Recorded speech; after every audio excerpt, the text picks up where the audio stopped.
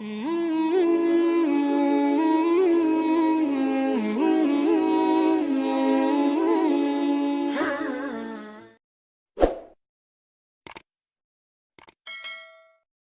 رب نے ہمارے وجود کو ڈیزائن کس طرح کیا ہے۔ ہم جب کھانے لگتے ہیں تو سب سے پہلے ہم اس کھانے کو دیکھتے ہیں، اس کے اوپر کوئی نجاست تو نہیں لگی، کوئی غلاظت تو نہیں لگی۔ پہلے آنکھ اس کو چیک کرتی ہے، اس کے بعد پھر ہاتھ سے ہم لقمہ توڑتے ہیں یا اس چیز کو اٹھاتے ہیں تو ہمارا ہاتھ دیکھتا ہے کہ اس کے اوپر کوئی ایسی سختی تو نہیں ہے کہ جو ہمارے لیے تکلیف کا سبب ہو۔ پھر مالک نے ہماری ناک کو ہمارے منہ کے قریب رکھا، ہماری آنکھیں دیکھتی ہیں، سونگھتی نہیں ہیں، ہمارا ہاتھ پکڑ کے محسوس کرتا ہے لیکن سونگھتا نہیں ہے۔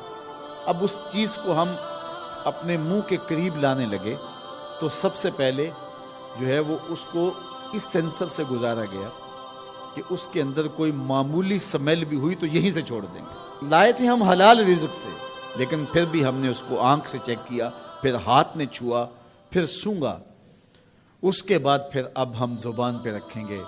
اب ہمارے رب نے زبان کو 3 حصوں میں تقسیم کیا ہے۔ زبان کی جو نوک ہے اس کے اوپر نمکیات کو چکھنے کے ذائقے رکھے ہیں۔ زبان کا درمیانہ حصہ جو ہے یہ مٹھاس کا احساس کرتا ہے، اور حلق کے قریب جو حصہ ہے یہ کڑواہٹ کا احساس کرتا ہے۔ تو اب اس کو زبان پر رکھ کے چکھا کہ یہ بد ذائقہ تو نہیں ہے۔ اب زبان نے بھی کہہ دیا کہ اس کا ذائقہ بھی ٹھیک ہے۔